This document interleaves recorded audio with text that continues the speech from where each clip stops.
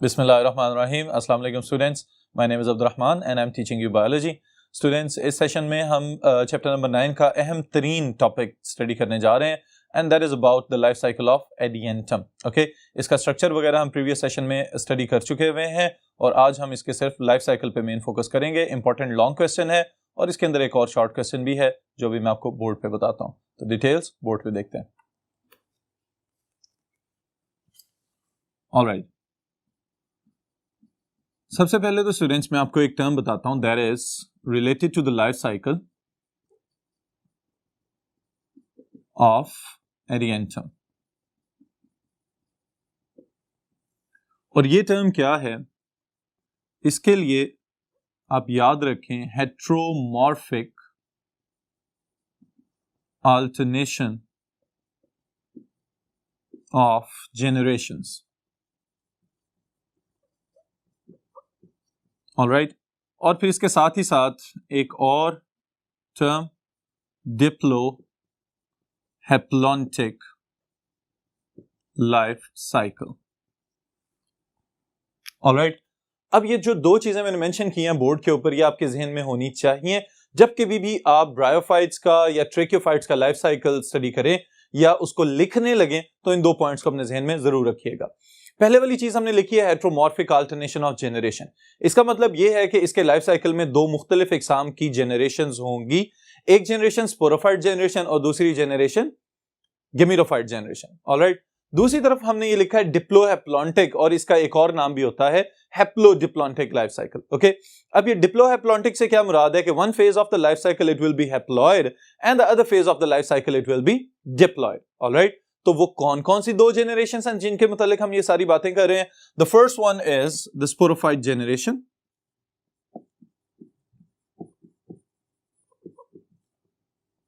Sporophyte is diploid. Alright, जब हम 2n लिखते हैं तो इसका मतलब यह है कि इसके पास क्रोमोसोम्स की तादाद जो है वो डबल हो चुकी हुई है। ऑलराइट, इसके साथ ही साथ this is the dominant phase और इसके साथ प्रोमिनेंट या कंस्पिकुअस की टर्म आप याद रखिएगा। फिर इसके साथ ही साथ जो दूसरी जनरेशन है that is gametophyte generation. And what do you know about the gametophyte generation of the ferns? This generation is reduced, पहले की निस्बत छोटी हो चुकी है। Alright, it is small. Alright, और इसके साथ ही साथ एक इंपॉर्टेंट चीज मैं यहां पे मेंशन कर रहा हूं that is it is autotrophic. Alright, ऐसा नहीं है कि अगर जो स्पोरोफाइट जनरेशन है वो डोमिनेंट हो चुकी है या फोटोसिंथेटिक हो चुकी है, इंडिपेंडेंट हो चुकी है, तो ऐसा नहीं है कि जो गेमिटोफाइट जनरेशन है अब वो डिपेंडेंट हो जाए स्पोरोफाइट पे। It is still autotrophic and it is separate, अलहदा से एक अपनी इंडिविजुअल पहचान के साथ ग्रो करती है गेमिटोफाइट फेज। और ये आप याद रखिएगा कि the gametophyte is not dependent on sporophyte. Alright students, तो ये हैं दो जनरेशंस जिनकी डिटेल हमने स्टडी करनी है और लाइफ साइकिल का आगाज करेंगे हम स्पोरोफाइट की डिटेल से। Okay, so the first one is sporophyte here.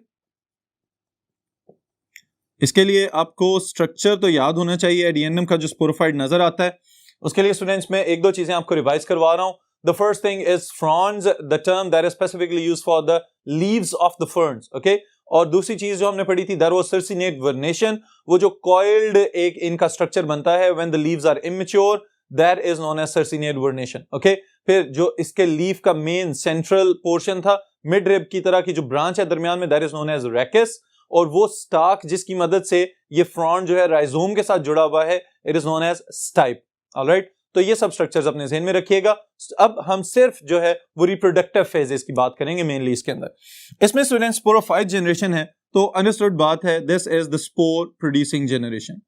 Alright, इसकी खसूसियत क्या है कि this is the spore producing phase और स्पोर प्रोड्यूसिंग जनरेशन। लफ्जी मतलब जो है स्पोरोफाइट, वो पौधा जो स्पोर्स पैदा कर सकता है। ऑलराइट, तो अब सवाल ये पैदा होता है कि ये स्पोर्स कहां पे पैदा हो रहे हैं। उसके लिए स्टूडेंट स्पोरोफाइट से मिलती जुलती एक और टर्म है that is sporophylls. All right, and what are sporophylls? Leaves on which sporangia are formed or they are born. All right, sporophylls वो पत्ते जिनके ऊपर स्पोर्स पैदा करने वाले स्पोरेंजिया ग्रो करेंगे. The specific leaves are known as sporophylls. Okay, फिर sporangia directly sporangia की फॉर्म में ग्रो तो कर रहे हैं, लेकिन इनके क्लस्टर्स के लिए हमने एक और नाम यहां पे याद रखना है, that is सोराय.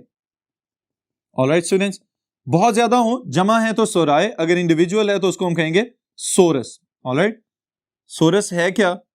Cluster of sporangia. Alright, और फिर इसके साथ ही साथ एक और बात भी याद रखिएगा कि आगाज में ये ग्रीन होते हैं. Alright, but turn dark brown और black when mature. Alright students, sporangia के वो ग्रुप्स जो आपको लीव्स की लोअर साइड्स के ऊपर, उनके लोब्स के ऊपर नजर आएंगे, उनको हम कहेंगे दीज आर सोराय, जिसमें से एक क्लस्टर को हम कहेंगे सोरस. आगाज में जब ये ग्रो कर रहे होते हैं तो ग्रीन कलर के नजर आते हैं, लेकिन जैसे ही मेच्योर होते हैं तो डार्क ब्राउन, शाइनी या ब्लैक कलर के आपको नजर आ सकते हैं. ऑलराइट, ये इंपॉर्टेंट फीचर है, याद रखिएगा about the sori of the ferns. और इसके साथ ही साथ एक और टर्म, फॉल्स इंड्यूसियम. ये क्या चीज होती है? फॉल्स इंड्यूसियम वो स्ट्रक्चर है जिसका मैंने आपको बताया हुआ है कि जहां पे स्पोरेंजिया को लीव इनफोल्डिंग बना के अपने जो लोब्स हैं, उसके जो एंड वाले पोर्शंस हैं, उनको यूं बेंड कर दे अंदर की जानिब, ताकि स्पोरेंजिया को प्रोटेक्शन प्रोवाइड की जा सके. तो ये वाला जो स्ट्रक्चर बन रहा है, इसको कहते हैं फॉल्स इंड्यूसियम. एक प्रोटेक्टिव स्ट्रक्चर है, लेकिन असल में चूंकि ट्रू प्रोटेक्टिव स्ट्रक्चर नहीं है, तो इस वजह से इसको हम कह रहे हैं फॉल्स इंड्यूसियम. ऑलराइट स्टूडेंट्स, फिर इसके साथ ही साथ अगर नेक्स्ट हम देखें तो एक बहुत इंपॉर्टेंट पोर्शन आ रहा है, and there is about the structure of sporangium. इसी के अंदर स्टूडेंट्स आपके लिए एक इंपॉर्टेंट शॉर्ट क्वेश्चन है, और वो शॉर्ट क्वेश्चन क्या है कि what is the difference between annulus and stomium. Okay, important short question है, इसलिए तवज्जो रखिएगा.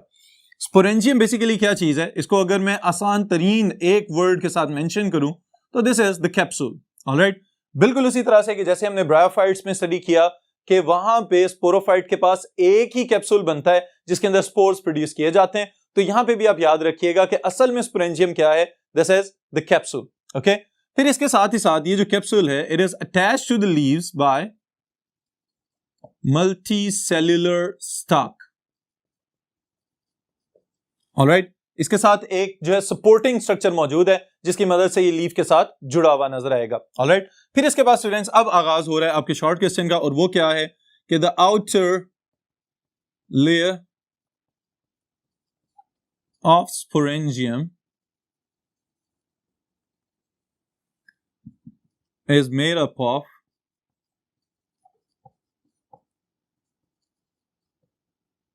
thin layer of cells, all right, with thick cell walls. all right, ये जो थिकनेस है स्टूडेंट्स हम सेल्स की जिनकी बात कर रहे हैं, इसके लिए एक मल्टीपल चॉइस क्वेश्चन स्टेटमेंट बनेगी, वो मैं अभी आपको नोट करवाता हूं. Now the short question begins here. What is the difference between annulus and stomium? all right, उसके लिए जरा ऊपर वाली स्टेटमेंट पे गौर करें कि जो स्पोरेंजियम की आउटर मोस्ट लेयर है वो थिन सेल्स की लेयर पे मुश्तमिल है. ओके, यानी बिल्कुल ही सेल्स की एक बारीक सी तय है, लेकिन यहां पे मल्टीपल चॉइस क्वेश्चन स्टेटमेंट ये है कि इस थिन लेयर ऑफ सेल्स की जो सेल वॉल्स हैं वो मखसूस किस्म के एंगल्स के ऊपर थिक की जा चुकी हैं, यानी कि थिक हो चुकी हुई हैं. ऑलराइट, अब इसमें याद रखिएगा कि अगर हम एन्युलस की बात करें तो हम ये कहेंगे it covers 3/4 of capsular wall. all right, cell walls of cells of annulus are radially and एक नई टर्म में यहां पे ऐड कर रहा हूं, tangentially thickened. alright students, अब इससे क्या मुराद है? अब देखें, जो कैप्सूल का इमेज आपको नजर आ रहा है, इस कैप्सूल की जो आउटर मोस्ट बाउंड्री है, that is made up of thick cell walls, okay. लेकिन ये जो सेल वॉल्स हैं इनकी जो एंगुलर थिकनिंग है उसके लिए मैंने ये मखसूस टर्म्स यहां पे यूज की हैं, that is what, radially thicken and tangentially thicken. इस चीज को भी समझ लें स्टूडेंट्स कि अगर कोई भी स्ट्रक्चर इस तरह से ग्रो कर रहा है और इसके ऊपर सेल्स मौजूद हैं जो कि एक लेयर बना रहे हैं, ऑलराइट, तो इस तरह के सेल्स को हम कहते हैं they have radially arranged, okay. अब याद रखें कि इनमें से जो रेडियल थिकनिंग है वो कौन सी है। अगर ये सेल वॉल्स आपको इस तरह से रेडिएशंस की फॉर्म में थिक होती हुई नजर आए तो इसका मतलब है this is the radial thickening, alright. इसको हम क्या कहेंगे, this is the radial thickening, okay. और वो जगह जहां पे ये किसी स्फेरिकल सरफेस के ऊपर मौजूद हैं उस एरिया को हम कहेंगे this is the tangential thickening, okay. जो कि लिखा हुआ है आपकी किताब के अंदर कि फ्रॉम द इनर साइड, जो अंदरूनी साइड से सेल वॉल्स की मोटाई में इजाफा किया जा रहा है वो बेसिकली टेंजेंशियल थिकनिंग कहलाती है। और जो इसमें से ऊपर की जानिब को रेडिएंट सेल वॉल्स हैं बाहर निकलती हुई उसको हम कहते हैं this is the radial thickening, alright students. तो ये कैप्सूल की वॉल के अंदर जो एन्युलस वाला पोर्शन है उसके रेफरेंस से आप याद रखिएगा कि रेडियल थिकनिंग कौन सी है और टेंजेंशियल थिकनिंग कौन सी है। मैं इसको यहां पे लेबल भी कर देता हूं, this one is the radial thickening, alright, and this one is tangential thickening. All right students, फिर इसके साथ ही साथ एक इंपॉर्टेंट चीज ये है कि जैसे ही स्पोर्स के डिस्पर्सल का वक्त आता है तो उस वक्त एन्युलस की वॉल्स जो हैं वो चूंकि मौसम उस वक्त तक खुश्क हो चुका होता है तो ये कॉन्ट्रैक्ट कर जाती हैं। इनकी कॉन्ट्रैक्शन की वजह से जो इसका ऑपोजिट पार्ट है स्टोमियम, वहां से स्पोर्स के डिस्पर्सल को पॉसिबल बनाया जाता है, ऑलराइट। लेकिन इसके लिए हमें स्टोमियम का भी पता होना चाहिए। So what is stomium? Basically it is the part of the wall of the capsule, okay. It comprises of 1/4 of capsular wall, all right. It consists of cells with thin walls, all right. और फिर इसके साथ में यहां पे एक चीज और मेंशन कर रहा हूं, ruptures up for spore dispersal, all right students। अब ये वाली चीज आप याद रखिएगा, शॉर्ट क्वेश्चन है, what is the difference between annulus and stomium. ये दो तीन पॉइंट्स आप लोग मेंशन करें उसके साथ तो ये कंप्लीट शॉर्ट क्वेश्चन बन जाएगा, ओके। लेकिन अगर पूरा लॉन्ग क्वेश्चन पूछ लिया जाए कि right a note on the structure of sporangium तो फिर आप ये सब के सब स्टेप्स मेंशन करेंगे और इसके अगली चीजें जो भी मैं लिखने जा रहा हूं वो भी साथ साथ जरूर लिखिएगा। अब स्टूडेंट्स एन्युलस और स्टोमियम के साथ अब सवाल ये पैदा होता है कि कैप्सूल की हम बात कर रहे थे अभी तक कि इसकी वॉल की ये थिकनिंग है और इस तरह से स्ट्रक्चर है, इसका ज्यादातर सरफेस एरिया एन्युलस ने कवर किया हुआ है और स्टोमियम के पास बिल्कुल छोटा सा एक पोर्शन है जिसको उसने ऑक्यूपाई किया हुआ है। उसको भी अगर आप उस इमेज के ऊपर गौर करें तो आपको नजर आता है this is a lip like structure, okay. तो जैसे ही ये कैप्सूल्स मैच्योर होंगे इनके अंदर जो प्रोसेस चल रहा था वो क्या था, स्पोर मदर सेल्स के अंदर मियोसिस हुई और उस मियोसिस की वजह से हैप्लॉइड स्पोर्स बन गए, ओके। अब ये जो हैप्लॉइड स्पोर्स बने हैं इनको डिस्पर्स करना भी जरूरी है कि इनका छिड़काव कर दिया जाए ताकि इस लाइफ साइकिल की सेकंड स्टेज का आगाज हो सके।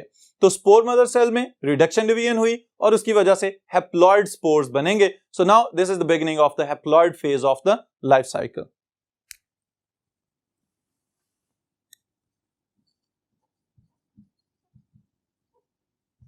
Spores, they are basically haploid, all right, and they are produced within the sporangium,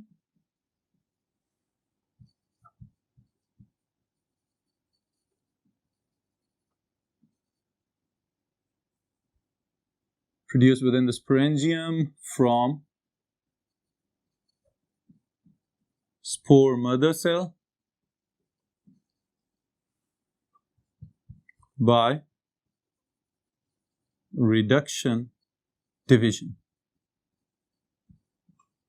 Alright students, तो ये स्पोर्स की प्रोडक्शन की बात हमने की है। अब जैसे ही स्पोर्स जो हैं वो डिस्पर्सल के लिए तैयार हैं तो यहां पे आपके ज़हन में एक सवाल ये आना चाहिए कि क्या इनका डिस्पर्सल पानी के जरिए किया जाएगा या हवा के जरिए किया जाएगा। तो याद रखें, wind dispersal is the main method by which the spores of tracheophytes are dispersed around. Okay, तो ये वाली चीज यहां पे लिख भी लेते हैं, spores are dispersed by wind. Alright students, फिर इसके साथ ही साथ जहां पे गिरेंगे वहीं से इनकी ग्रोथ का आगाज हो जाएगा, तो हम कहेंगे this process is known as germination. इसके लिए याद रखिए कि स्पोर्स अगर सुटेबल मीडियम के ऊपर गिरेगा तो फौरन जर्मिनेट करना शुरू हो जाएगा, और स्पोर्स की जर्मिनेशन की वजह से जो नया प्लांट आपको ग्रो करता हुआ नजर आएगा, इट शुड बी गेमिटोफाइट, क्योंकि ये सारी जो पिछली फेज चल रही थी that was about the sporophyte generation, और वो इसकी डिप्लॉयड फेज थी। ओके, अब हम जिसकी बात कर रहे हैं, it will be the haploid phase of the life cycle. Germinate करेगा and it will germinate into the gametophyte. Gametophyte के लिए स्टूडेंट्स याद रखिएगा हम प्रोथैलस की टर्म यूज करेंगे।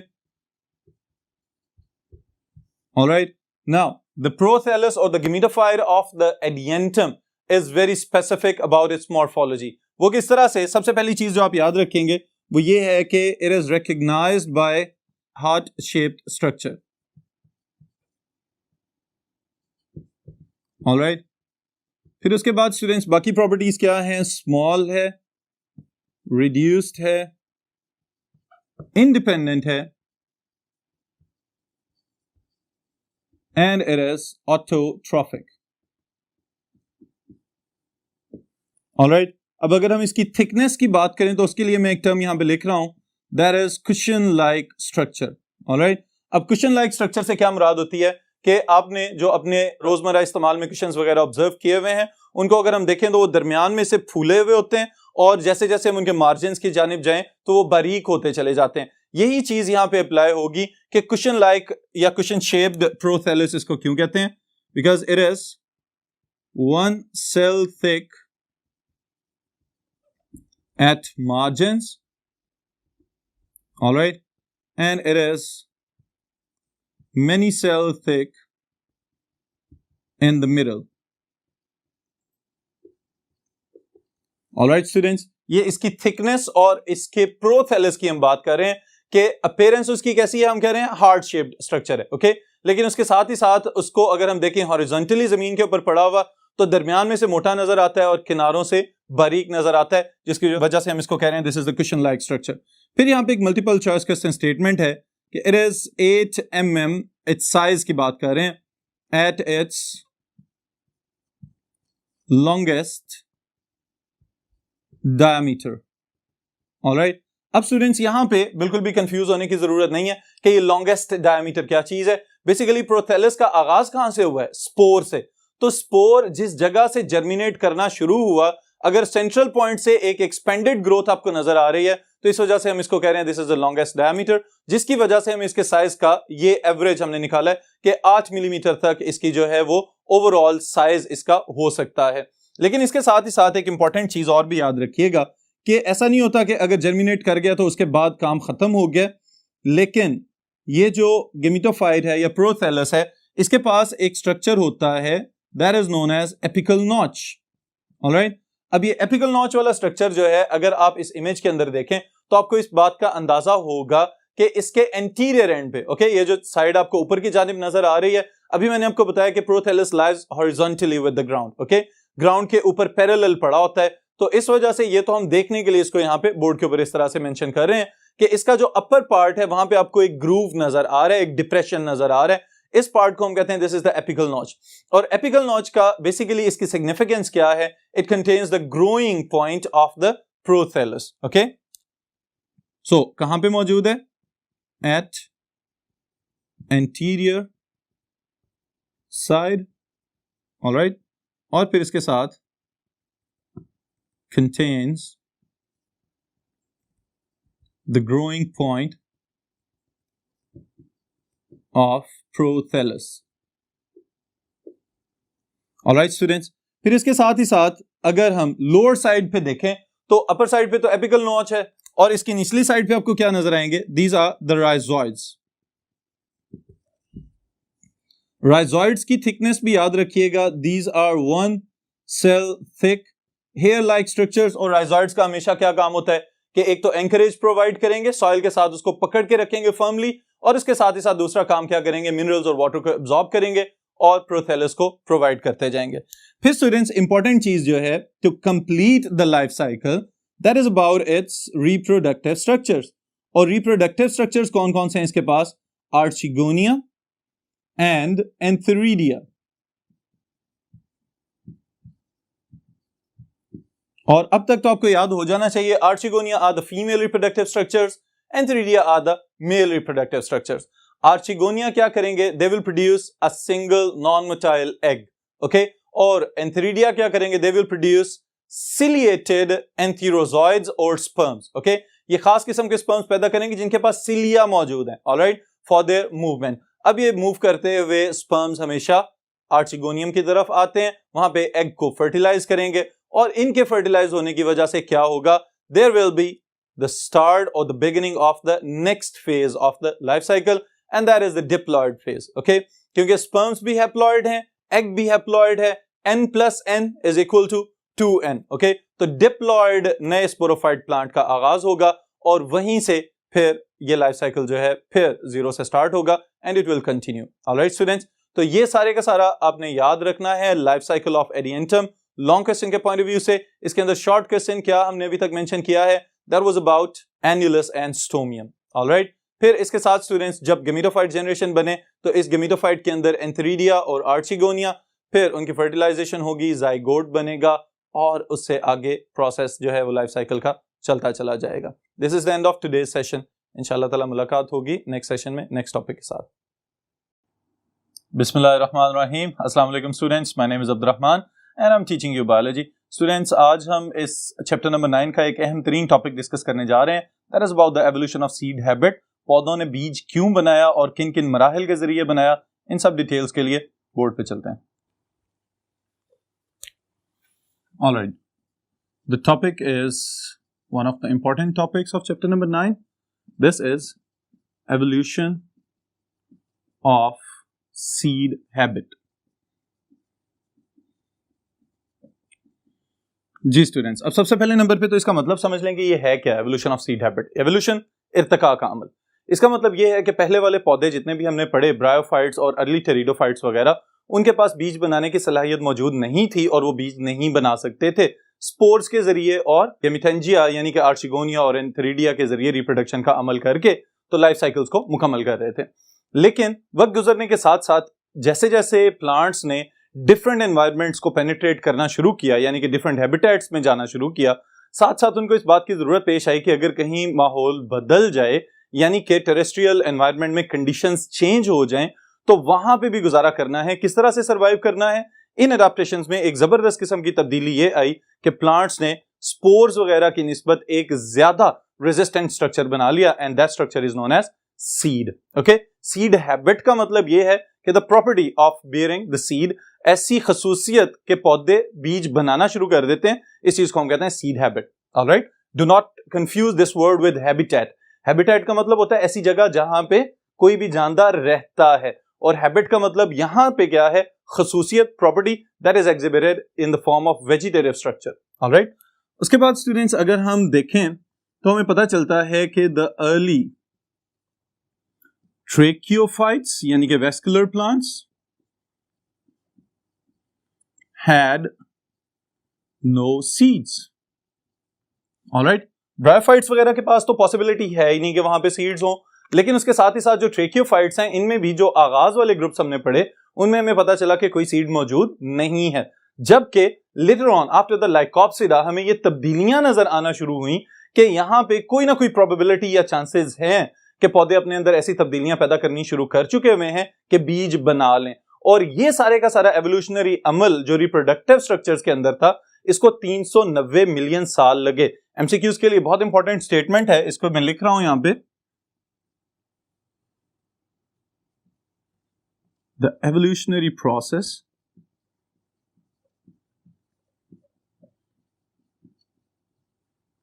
in changing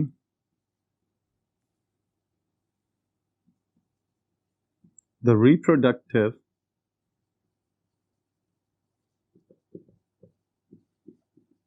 structures started 390 million years ago. Alright, ये तब्दीलियों का अमल 390 मिलियन साल पहले शुरू हुआ. तो कब जाके ये प्रोबेबिलिटी या ये फॉसिल रिकॉर्ड हमें बता रहा है कि सीड्स बन चुके हुए हैं? The first complete seed was observed 365 million years ago. Alright students, और इसके लिए एक नई टर्म मैं यहां पे इंट्रोड्यूस कर रहा हूं, that is pro-gymnosperms. Alright, आपकी बुक में ये टर्म मेंशन नहीं की हुई, इस वजह से इसको मैं नई टर्म कह रहा हूं कि ये बेसिकली वो प्लांट्स हैं कि जो डिवोनियन टाइम्स में मौजूद थे, और ये बताया जाता है कि ये प्रो-जिम्नोस्पर्म्स है क्योंकि इनके अंदर earliest form of the seed नजर आई. कुछ साइंसदानों का ये ख्याल है कि प्लांट्स ने सीड्स बनाने शुरू किए, फिर उसकी कोई इमेच्योर फॉर्म बनाई और फिर उसके बाद सीड्स बनाने बंद कर दिए, यानी कि बाद वाले कुछ प्लांट्स में सीड्स बिल्कुल नजर नहीं आए. फिर उसके बाद आने वाली जनरेशंस में अचानक से फिर तब्दीलियां रूनुमा हुई और सीड्स बनना शुरू हुए, और तब जाके ये प्लांट्स जो लेट फर्न्स वगैरह के अंदर हम शामिल कर सकते हैं, इन पौधों में हमें सीड लाइक स्ट्रक्चर्स नजर आना शुरू हुए, जिनको हम अर्लीस्ट सीड्स कह सकते हैं. ऑलराइट, तो अगर एमसीक्यूज में ये पूछा जाए कि कब किस दौर में सीड्स नजर आना शुरू हुए, तो आप याद रखेंगे लेट डिवोनियन टाइम्स. अब यहां पे याद रखने वाली बात यह है स्टूडेंट्स कि डिवोनियन टाइम कौन सा वक्त है या कौन सा जमाना था. जमीन भी एवोल्यूशन का सफर तय कर रही है, और अर्लीस्ट लाइफ फॉर्म से लेके आज 2018 तक कॉम्प्लेक्स तरीन लाइफ फॉर्म्स हमें इस प्लेनेट के ऊपर नजर आ रही हैं, और साइंटिस्ट का यह ख्याल है कि बहुत सारी स्पीशीज अभी भी डिस्कवर नहीं हो सकी.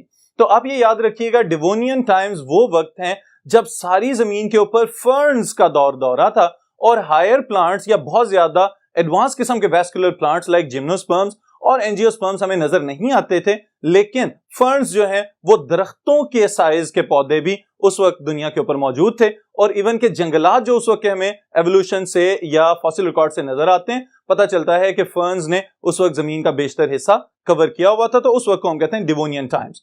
ऑलराइट स्टूडेंट्स, फिर इसके साथ ही साथ कुछ टर्म्स हैं जो मुसलसल इस टॉपिक में इस्तेमाल होंगी. इनकी डेफिनेशंस मैं यहाँ पे मेंशन कर रहा हूं इन द शॉर्टेस्ट वर्ड्स, ताकि आपको ये समझ भी आए और बाद में आप इसको आसानी से याद भी कर सकें.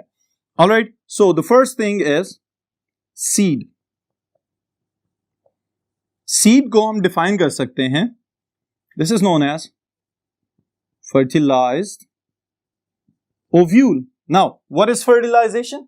Fusion of gametes. Alright, sperms और एग का जब कॉम्बिनेशन हो जाए, वो मिल जाए, तो वो जो एक डिप्लॉयड सेल बनता है उसको हम कहते हैं जाइगोट, और इस अमल का नाम है फर्टिलाइजेशन. ऑलराइट, ओव्यूल क्या चीज है, इसको भी लिख लेते हैं यहां पे. Ovule is integumented, indehiscent megasporangium.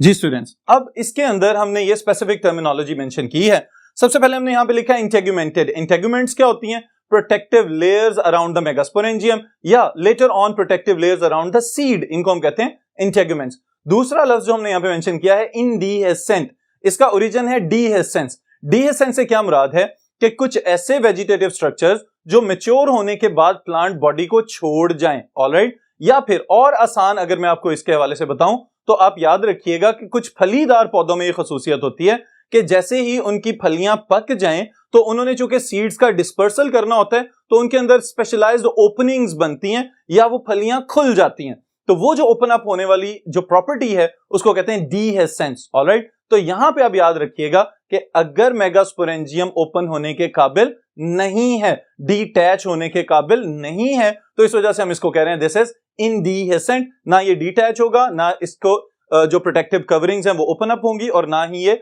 Original plant body से अलहदा हो सकेगा। ऑलराइट, इस वजह से इसके साथ ये टर्म्स लिखी हुई हैं। फिर इसके साथ ही साथ स्टूडेंट्स में यहाँ पे इंटेगुमेंट्स के लिए भी मेंशन कर देता हूं। What are integuments?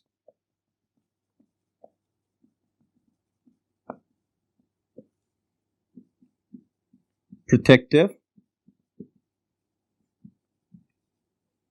layers around megasporangium.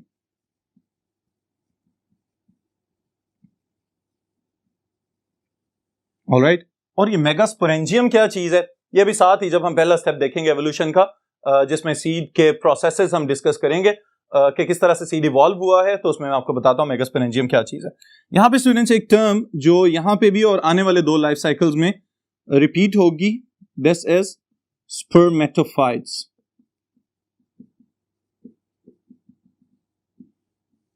Spermatophytes, seed producing plants.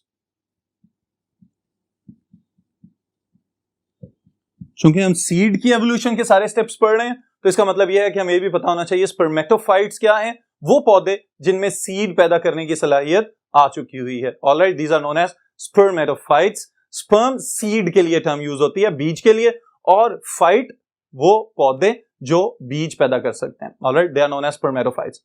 फिर इसके साथ ही साथ स्टूडेंट्स आगे हमें यह पता चलता है आपकी बुक के सीक्वेंस के अकॉर्डिंग कि कुछ ऐसे स्टेप्स हैं जो फॉलो किए गए एवोल्यूशनरी दौर में कि जिनके जरिए बीज बनता हुआ नजर आ रहा है, कि कौन कौन सी तब्दीलियां आई हैं प्लांट्स के रिप्रोडक्टिव स्ट्रक्चर्स के अंदर। इन सब तब्दीलियों को हम एनलिस्ट करते हैं और फिर इसके साथ ही डिटेल से डिस्कस करते हैं। The first thing is evolution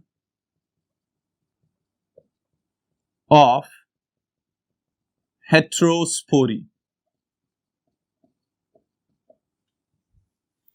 ji students, अब ये जो टर्म मैंने यहां पे लिखी है एवोल्यूशन, ये इसका तो मतलब वो ये इर्तिका, वक्त के साथ साथ तब्दील होते चले जाना। लेकिन आगे जो मैंने लफ्ज लिखा है ये आप पहले पढ़ चुके हुए हैं, यहां पे रिपीट हो रहा है। इससे रिलेटेड दोनों अल्फाज हैं हमारे पास। एक property that is known as homospory, and what is homospory? Production of similar spores. Alright, इसको अगर हम एक और तरह से डिफाइन करना चाहें तो हम ये भी कह सकते हैं production of spores of one kind. Alright, this is known as homospory. अब इस बात से हमें क्या पता चलता है कि वो पौधे जो अर्लीस्ट लैंड प्लांट्स हैं उनके अंदर जितने भी स्पोर्स पैदा हो रहे थे वो सबके सब एक ही जैसे होते थे मॉर्फोलॉजिकली, लेकिन जैसे ही जमीन के ऊपर गिरते थे तो कुछ स्पोर से मेल गेमेटोफाइट पैदा हो जाता था और कुछ स्पोर से फीमेल गेमेटोफाइट्स पैदा हो जाते थे। ऑलराइट, और इवन के कुछ पौधे ऐसे भी कि जिनके ऊपर ही बायसेक्सुअल रिप्रोडक्टिव स्ट्रक्चर्स एक साथ पैदा होते थे। एंथेरिडिया और आर्चिगोनिया सेम प्लांट बॉडी के ऊपर डेवलप हो जाते थे। ऑलराइट, ये प्रॉपर्टीज किन पौधों में है? देयर वर होमोस्पोरस, जिनके अंदर स्पोर्स एक ही तरह के पैदा हो रहे थे। लेकिन वक्त गुजरने के साथ साथ up to pteridophytes homosporous condition रही, लेकिन उनके बाद तब्दीली आई, और वो तब्दीली क्या थी? Heterospory. And what is heterospory? Two different types of spores. Microspores and megaspores. Alright students. So heterospory is what? Production of two types of spores. Production of two types of spores. Technically अगर हम इसको देखें तो हम ये भी कह सकते हैं कि production of different spores. Hetero means different, okay, और स्पोर्स तो स्पोर्स ही हैं। इसका मतलब ये है कि दो मुख्तलिफ इकसाम के स्पोर्स पैदा हो रहे हैं, एक जिनका साइज छोटा है दे आर माइक्रोस्पोर्स और एक जिनका साइज बड़ा है they are known as megaspores. लेकिन स्टूडेंट्स इनको याद रखने के लिए मैं एक सीक्वेंस यहां पे लिख रहा हूं जो आप लोग अपनी बुक्स पे जरूर नोट कर लीजिएगा। दिस इज व्हाट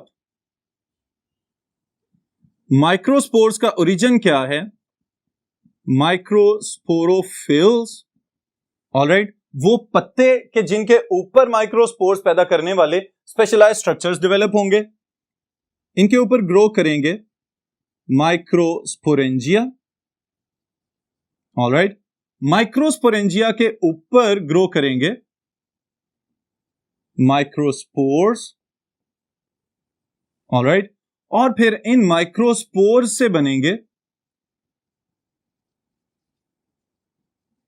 माइक्रोगेमिटोफाइट्स, और माइक्रोगेमिटोफाइट्स प्रोड्यूस करेंगे स्पर्म्स और एंथीरोजॉइड्स। ऑलराइट स्टूडेंट्स, तो आपने ये वाला सीक्वेंस याद रखना है। फिर उसके साथ अगर मेगास्पोर का सीक्वेंस याद रखें, मेगा स्पोरोफिल्स,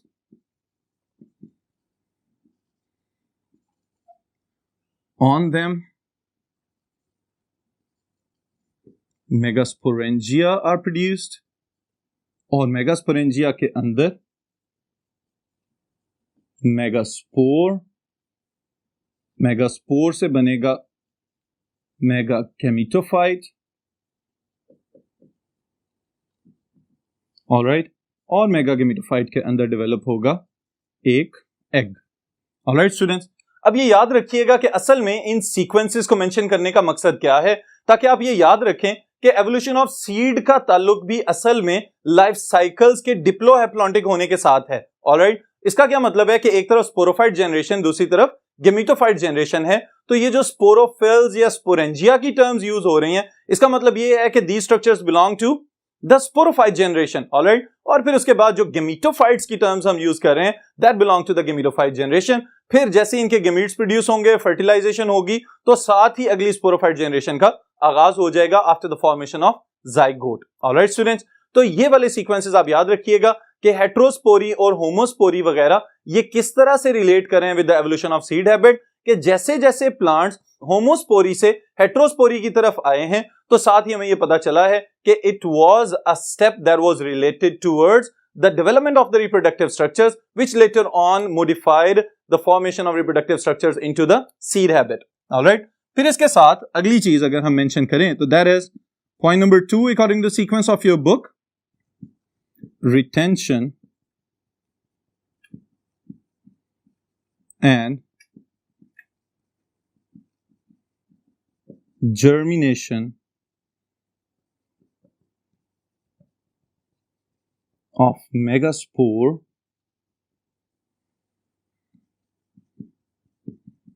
within megasporangium.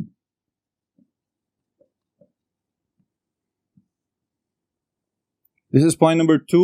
आपकी बुक के सीक्वेंस को स्टूडेंट्स में फॉलो कर रहा हूं ताकि आपको याद रखने में और लिखने में आसानी रहे। ऑलराइट, इस पोर्शन को आप डिवाइड करेंगे 3 बेसिक स्टेप्स के अंदर, जिनको मैं शॉर्टेस्ट फॉर्म में यहां पे लिख रहा हूं कि मेगास्पोर को मेगास्पोरेंजियम के अंदर रखा गया, लेकिन यह भी एक एवोल्यूशनरी सीक्वेंस के जरिए हुआ।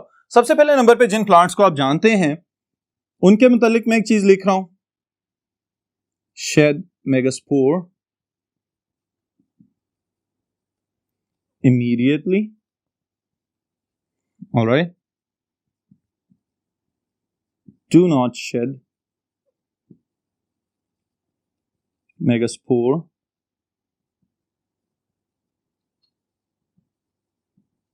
immediately. And third one is never shed megaspore or retain permanently.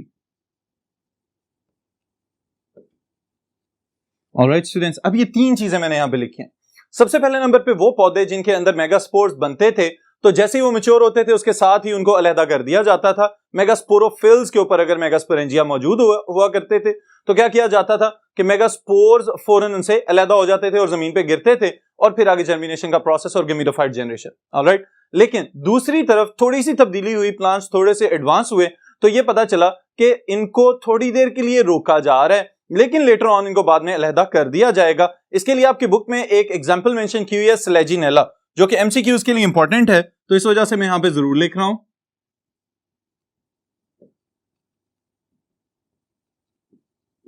स्लेजिनेला। Alright, और फिर उसके बाद students third type of plants जिनको हम अभी भी देखते हैं, स्पेशली जिम्नोस्पर्म्स, एंजियोस्पर्म्स वगैरह के अंदर, कि जो अपने मेगास्पोर को कभी भी गिराते ही नहीं है, डिटैच ही नहीं होने देते और संभाल के रख लेते हैं। ऑलराइट, और साथ ही उसको प्रोटेक्ट भी कर रहे हैं। फिर क्या होता है, ये यहीं पे जर्मिनेट भी कर जाता है। ऑलराइट, जर्मिनेट करने का मतलब क्या है कि मेगास्पोर अपनी ग्रोथ शो करेगा और उस ग्रोथ के दौरान इसमें से एक और नया स्ट्रक्चर डेवलप होगा जिसको हम क्या कहेंगे, एम्ब्रियो सैक और the gametophyte.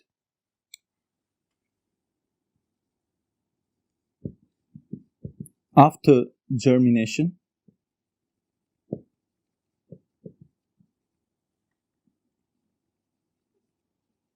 megaspore grow into female gametophyte, and this female gametophyte can also be termed as embryo sac.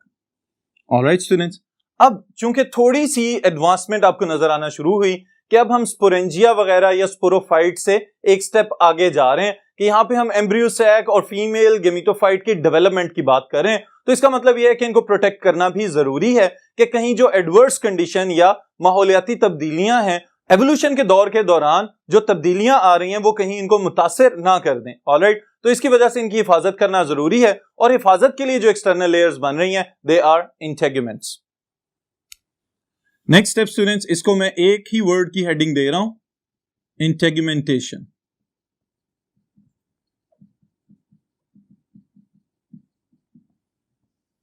Now what is integumentation? Formation of protective layers around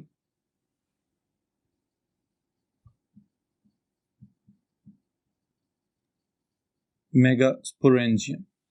alright students, अब यहां पे सवाल ये पैदा होता है कि ये प्रोटेक्टिव लेयर्स आ कहां से रही हैं, तो ये वाला पॉइंट भी आप याद रखिएगा कि these protective layers they came from vegetative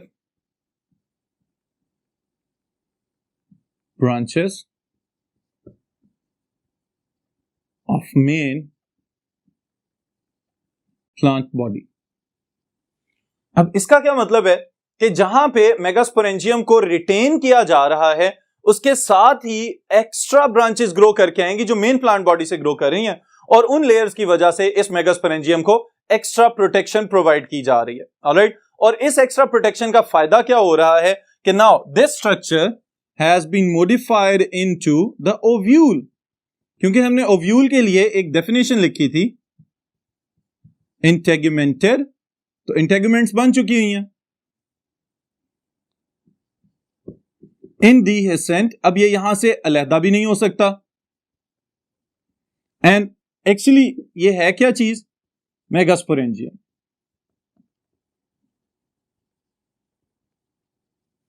alright students, अब इसका मतलब ये है कि इंटेगुमेंटेशन की वजह से जो मेगास्पोरेंजियम है वो मॉडिफाई हो चुका है into a new structure and this structure is now known as ovule. Alright students, फिर इसके साथ ही साथ हमें एक और स्टेप जो एवोल्यूशन के दौरान वकू पजीर हुआ उसको मेंशन करते हैं, and that was the formation of embryo sac.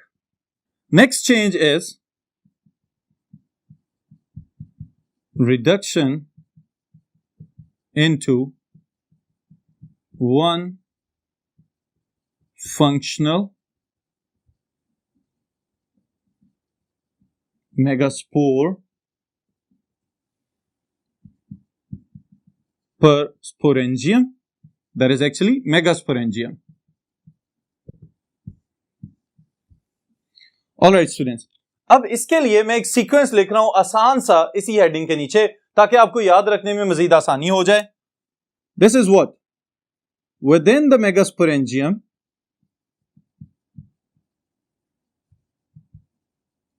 Megaspore mother cell is produced.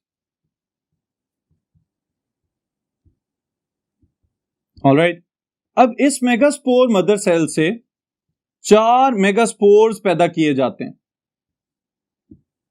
1 2 3 4। Alright, इसका मतलब यह है कि अगर एक सेल से 4 पैदा हो रहे हैं तो कौन सी सेल डिवीजन है यहां पे, दिस इज मियोसिस, तो साथ ही क्रोमोसोम नंबर भी रिड्यूस हो जाएगा। ऑलराइट, दीज आर द मेगास्पोर्स, और इन्हीं मेगास्पोर से फर्दर क्या प्रोड्यूस होना है, मेगा गेमेटोफाइट। तो मेगा गेमेटोफाइट असल में क्या है? That is the female gametophyte. तो ये भी चीज हम यहां पे लिख लेते हैं, these are megaspores, alright, and from these megaspores mega gametophyte will be produced, and that mega gametophyte is female gametophyte.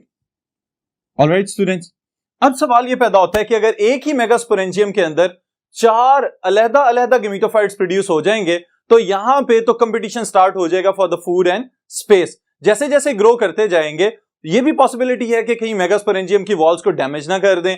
तो इस वजह से क्या किया गया, एवोल्यूशन के अमल के दौरान एक मेगास्पोर को तो फंक्शनल किया गया और बाकी सबको रिड्यूस कर दिया गया या अबॉर्ट कर दिया गया, उनकी ग्रोथ को कम किया और इसकी वजह से अब सिर्फ एक ही फंक्शनल मेगास्पोर मौजूद है जिससे फर्दर मेगा गेमेटोफाइट या फीमेल गेमेटोफाइट प्रोड्यूस होगा।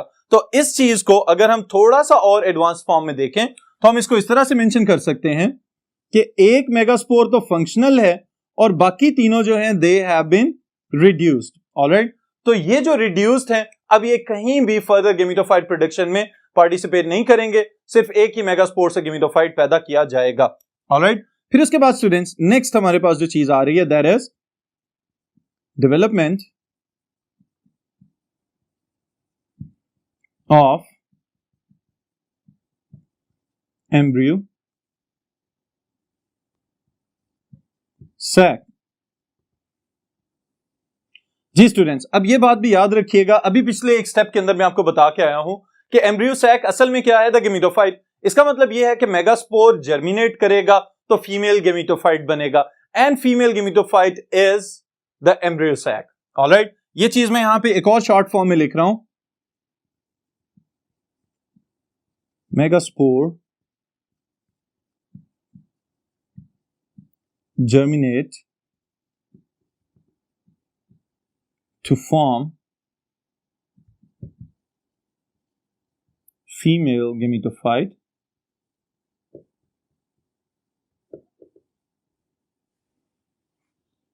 और इसको यहीं पे रोक देते हैं, female gametophyte is the embryo sac. Alright students, फिर इसके साथ ही साथ इन्हीं तब्दीलियों में एक जबरदस्त किस्म की तब्दीली नजर आ रही है जो कि सेक्सुअल रिप्रोडक्शन को एनहांस कर रही है, और वो क्या है? Development of the distal end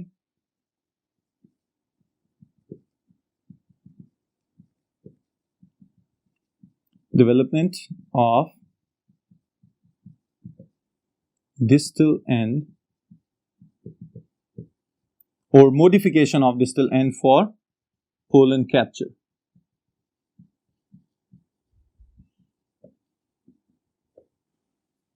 इसको मॉडिफिकेशन कर लेते हैं।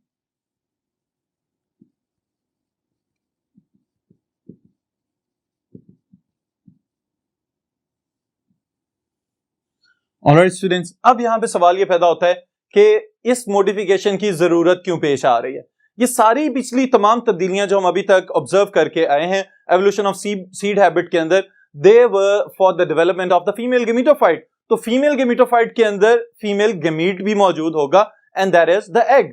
तो इसका मतलब ये है एग अकेला खुद ब खुद इस पूरे सेक्सुअल फेज में से अगली स्पोरोफाइट जनरेशन को पैदा नहीं कर सकेगा, तो उसको किस चीज की जरूरत होगी? स्पर्म्स आए और उसके साथ फर्टिलाइजेशन का प्रोसेस मुकम्मल करें। तो इसके लिए क्या किया गया? तब्दीलियां रूनुमा की गई इस पूरे एम्ब्रियो सैक के स्ट्रक्चर के अंदर। उसकी वॉल्स जो ऊपर की तरफ को ग्रो करके जा रही थी वो बिल्कुल टिप के या एपेक्स के करीब पहुंच के अंदर की जानिब को बेंड हो गई, और जैसे ही बेंड हुई तो वहां पे एक छोटा सा अपर्चर या रास्ता रह गया जहां से बाद में पोलन ट्यूब आराम से एंटर होकर अंदर आए, और अंदर आते ही वहां पे स्पर्म न्यूक्लियस एग के साथ फ्यूज करे और फर्टिलाइजेशन का प्रोसेस मुकम्मल हो जाए। ऑलराइट, अब यहां पे स्टूडेंट्स एक वर्ड मेंशन किया गया है डिस्टल। ओके, इसका मतलब भी समझ लें कि अगर लेट्स से कोई भी स्ट्रक्चर किसी एक पॉइंट से स्टार्ट हो रहा है तो जिस ओरिजिन से वो शुरू होगा उसके करीब वाला हिस्सा उसको हम कहते हैं प्रॉक्सिमल, ओके, और उससे दूर वाले हिस्से को हम कहते हैं डिस्टल।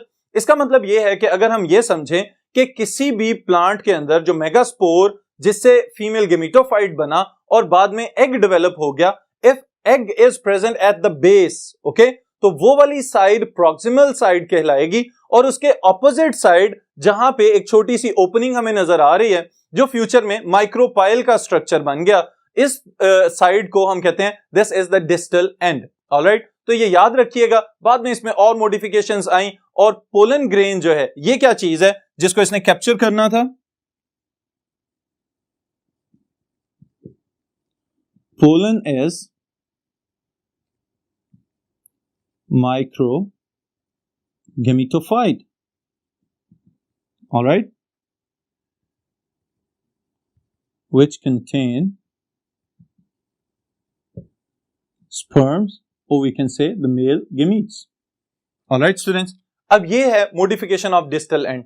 इसका मतलब ये है कि ये सब तब्दीलियां रूनुमा होने का मकसद क्या है कि जो पोलन ग्रेन्स आके स्टिग्मा पे गिरते हैं वहां से पोलन ट्यूब बनना शुरू हो और स्पर्म न्यूक्लियस को एग तक पहुंचाया जाए ताकि सक्सेसफुल फर्टिलाइजेशन हो। इस प्रोसेस के लिहाज से, एवोल्यूशन ऑफ सीड हैबिट के लिहाज से अगर हम देखें तो स्टूडेंट्स क्या किया जाता है, फर्टिलाइजेशन मुकम्मल होते साथ ही इंटेगुमेंट्स जो हैं उनको और ज्यादा सख्त कर दिया जाएगा, और वो इंटेगुमेंट्स जो अभी तक मेगास्पोरेंजियम की प्रोटेक्शन के लिए काम कर रही थी, असल में अब वो ट्रांसफॉर्म हो जाएंगी into testa, and testa is the seed coat. Alright, जो अंदर सीड मौजूद है उसके पास कुछ स्पेसिफिक स्ट्रक्चर्स मौजूद होते हैं, और इन स्ट्रक्चर्स को याद रखिएगा, इनमें एक तो पिछली जनरेशन के कंपोनेंट्स मौजूद हैं, एक इसके पास मौजूदा जनरेशन का कंपोनेंट मौजूद है, और फिर उसके साथ ही साथ अगली जनरेशन जो स्पोरोफाइट जनरेशन बननी है उसके कंपोनेंट्स भी इसके पास मौजूद होंगे। तो अब ये seed with its integuments, with its endosperm या न्यूसेलस वाला टिश्यू जो है, और फिर उसके साथ ही साथ इसके अंदर जो एम्ब्रियो है which has the ability to germinate, जैसे ही सीड को फेवरेबल कंडीशंस मिलेंगी तो साथ ही ये जर्मिनेट करना शुरू हो जाएगा, और अब जो प्लांट इसमें से निकल रहा है this is the sporophyte plant. Alright, तो ये बात याद रखिएगा स्टूडेंट्स कि असल में यहाँ पे गेमिटोफाइट जनरेशन इतनी ज्यादा रिड्यूस हो चुकी हुई है कि प्रोमिनेंटली हमें कहीं भी नजर नहीं आ रही। तो सीड इटसेल्फ जो है वो 3 जनरेशंस का कैरियर है, one of its previous generation, one of its current generation and one of its future sporophyte generations. Alright students, तो ये याद रखिएगा कि सीड का बन जाना हमारे इर्द गिर्द के प्लांट्स को डाइवर्सिफाई करने के लिए बहुत इंपॉर्टेंट एडेप्टेशन है, बहुत जबरदस्त किस्म की एक एवोल्यूशनरी चेंज थी, जिसकी वजह से हमारे इर्द गिर्द मौजूद जिम्नोस्पर्म्स और एंजियोस्पर्म्स इतने ज्यादा हार्श एनवायरनमेंट में, एक तरफ तो फ्रीजिंग टेम्परेचर्स के ऊपर और दूसरी तरफ बहुत ही ज्यादा हाई टेम्परेचर्स के ऊपर ग्रो करने के काबिल हैं, तो वो सीड्स की वजह से हैं। सीड्स अनफेवरेबल कंडीशंस को गुजारने में मददगार होते हैं। अगर ये सीड्स मौजूद ना होते तो इसका मतलब ये है कि हमारे इर्द गिर्द ये जो प्रोड्यूसर्स की जबरदस्त खूबसूरत नेचर हमें नजर आती है, शायद हम इससे भी महरूम होते। ऑलराइट स्टूडेंट्स, तो आज के इस सेशन को यहीं पे खत्म करें, फिर इंशाल्लाह मुलाकात होगी नेक्स्ट